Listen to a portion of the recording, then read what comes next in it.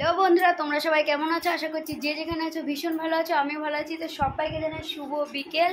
আজ দেখো মানে এতটা দুষ্টুমি করে কি বলবো। আজকে দুষ্টুমি করে এইটা গ্যাসের ঘর ছিল, মানে পয়সা জমানোর এটা ভর্তি ছিল। তোমাদের দাদাভাই প্রায় 2 বছর ধরে রেখে দিয়েছে এটা, মানে দরকার পড়ে না, প্রয়োজন পড়ে না। টাকা জমানো কিসের জন্য? বিপদে আপদে যেন টাকাটা বের করা যায়, ঘর থেকে পয়সাটা বের করা যায়, সেই কারণে। তো আর সুদীপ্ত সেটা ভেঙে ফেলেছে। দেখো কত পয়সা হয়েছে, সুদীপ্ত সেটা ভেঙে ফেলেছে। এখন কি আর করা যাবে, ভেঙে ফেলেছে, মারলেও কিছু হবে না, অনেক বকাঝকা করেছি, কিছু করার নেই। তো তারপরে দেখো ঘরে আবার এটা ছিল, এটাও মানে জমাচ্ছিলাম, এটা নতুন কিনে এনেছিল, ওইটা ভর্তি হয়ে গেছে বলে, ওই ঘরটা ভর্তি হয়ে গেছে বলে আবার এই ঘরটা আনা হয়েছিল যে এইটাতে জমাবো।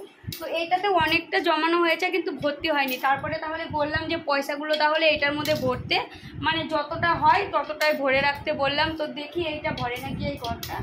তো যাই হোক, চলো টাটা।